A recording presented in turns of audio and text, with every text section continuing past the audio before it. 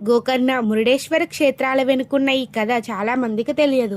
రావణుడు శివుని గురించి అకుంఠిత తపస్సు చేసి మెప్పించి ఆత్మలింగాన్ని భూలోకానికి తెస్తాడు. కానీ శివుడు ఇచ్చిన ఆత్మ స్వభావం ప్రకారం ఆ లింగాన్ని ఎక్కడైనా భూమి మీద పెడితే అక్కడే స్థాపితం అవుతుందని శివుడు చెబుతాడు. దాన్ని అక్కడి నుంచి కదిలిస్తే ఇంతకింతకు పెరిగి పెద్దదవుతుందని సెలవిస్తాడు శివుడు. రావణాసుడు ఆత్మలింగాన్ని లంకలో ప్రతిష్ఠిస్తే దేవతలకు ప్రతికూల పరిస్థితులు ఏర్పడతాయని భావించిన దేవతలు విష్ణువును వేడుకొనగా విష్ణువు తన మాయతో సూర్యాస్తమం అయ్యేటట్లు చేస్తాడు. అప్పుడు రావణుడు సూర్యాస్తమం అయిందని భావించి సంధ్య వార్చుకోవడానికి సంసిద్ధం అవుతాడు. ఈ విషయం తెలుసుకున్న నారదుడు వినాయకుని వద్దకు వెళ్లి రావణాసుడు నుండి ఆత్మలింగం తీసుకుని భూమి మీద పెట్టాలని చెబుతాడు. వినాయకుడు నారదుడు కోరినట్లు రావణాసురుడు సంధ్య వార్చుకునే సమయానికి బ్రాహ్మణ వేషంలో వెళ్తాడు. ఆ బ్రాహ్మణ బాలికుడు చూసిన రావణాసుడు తను సంధ్య వార్చుకోవలసిన కారణముగా ఆ బాలుడిని లింగాన్ని పట్టుకోవలసిందిగా కోరుతాడు. అప్పుడు వినాయకుడు లింగం చాలా బరువు ఉంటే తను ఎక్కువసేపు మోయలేనని, మోయలేకపోయే సమయం వచ్చినప్పుడు 3 సార్లు పిలుస్తానని, నువ్వు రాకపోతే ఆ లింగాన్ని భూమిపైన పెడతానని చెబుతాడు. రావణాసుడు అందుకు అంగీకరించగా వినాయకుడు లింగాన్ని చేతిలోకి తీసుకుంటాడు. రావణాసుడు సంధ్య వాడుకోవడానికి వెళ్ళగానే గణపతి లింగాన్ని మోయలేకపోతున్నట్లు 3 సార్లు పిలుస్తాడు. సంధ్య మధ్యలో ఉండడంతో రావణాసుడు అక్కడికి వచ్చేటప్పటికి వినాయకుడు లింగాన్ని భూమి మీద నిలుపుతాడు. రావణుడు వచ్చి ఆ లింగాన్ని చూసి భూమి మీద నిలిపినందుకు గణపతి నెత్తి మీద మొట్టుతాడు. వినాయకుడు భూమి మీద నిలిపిన స్థలం గోకర్ణం.